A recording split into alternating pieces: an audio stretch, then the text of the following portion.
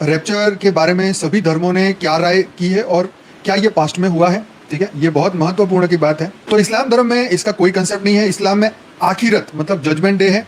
अब हम जानेंगे कि ये जो पश्चिमादि ये जो शब्द है रैप्चर, वो उसका जो समानार्थक और गूढ़ आध्यात्मिक भाव, जिसमें वेद, उपनिषद, गीता, पुराण, रामायण, महाभारत, इन सभी भिन्न रूप में अवश्य आता है, बराबर। रैप्चर जैसा ही शब्द आता है। ये पार्ट अब इम्पोर्टेंट यहाँ शुरू होता है।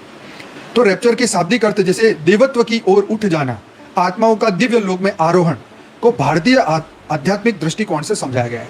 अब हम इस चीज को यहाँ समझेंगे कि देवत्व की ओर उठ जाना और आत्माओं का दिव्य लोक में आरोहण।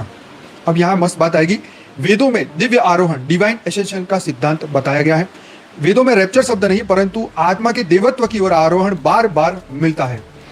ऋग्वेद सबसे महत्व की बात, तो उसमें 10.14.7 में लिखा है, एक श्लोक आता है जिसका मतलब मैं सीधा चलो 2 लाइन बोलने की कोशिश करता हूँ, वैसे मेरा संस्कृत अच्छा नहीं है। यत्र नः पूर्वे पितरः प्रयान्ति तत्र त्वा गच्छ स्वपितृभि समेत।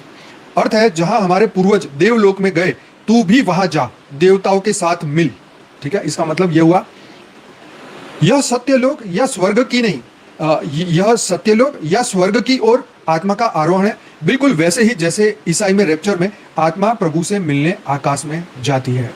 यस। अब अथर्ववेद में क्या लिखा है?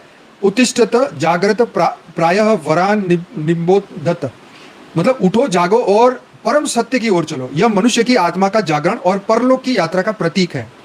उपनिषद में क्या कहा है कि देह से मुक्त होकर परम धाम में प्रवेश। कठोपनिषद कहता है कि नयम आत्मा प्रवचेन लभ्यो तस्येय आत्मा वृभुणे ते तनुस्वाम। अर्थ यह है कि यह आत्मा केवल ज्ञान से नहीं बल्कि अनुग्रह से प्रकट होती है, तब और तब देह का त्याग कर परम अवस्था को प्राप्त होती है। छांदोग्य उपनिषद कहता है कि एष नित्य आत्मा ब्रह्मलोक गच्छन्ति। अर्थ यह है कि आत्मा अमर है और ब्रह्मलोक में जाती है।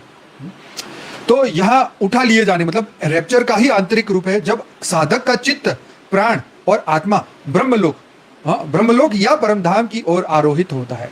सीधी सी बात है, यहाँ सतयुग का टाइम खत्म हुआ, त्रेता का खत्म हुआ, द्वापर का खत्म हुआ और कलयुग का खत्म हुआ। जो भी आत्मा रेडी होती है वो छटनी होकर ऊपर चली जाती है।